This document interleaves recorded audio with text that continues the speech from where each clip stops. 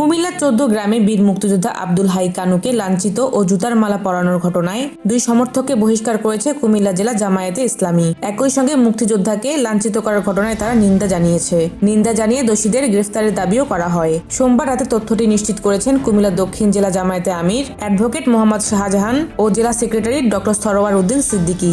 বহিষ্কৃত সমর্থকরা হলেন উপজেলা বাতিশা ইউনিয়নের কুলিয়ারা গ্রামের মৃত আব্দুল বারিকের ছেলে মোহাম্মদ আবুল হোসেন ও মৃত শফিকুর রহমানের ছেলে মোহাম্মদ ওহিদুর রহমান। জামায়াত নেতারা জানান, দেশের বিভিন্ন পত্রিকা ও ইলেকট্রনিক মিডিয়া এবং সামাজিক যোগাযোগ মাধ্যমে ১৪ গ্রামের বীর মুক্তিযোদ্ধা আব্দুল হাই কানুকে লাঞ্ছিত করার ঘটনা জামায়াতের দৃষ্টি গোচর হয়েছে।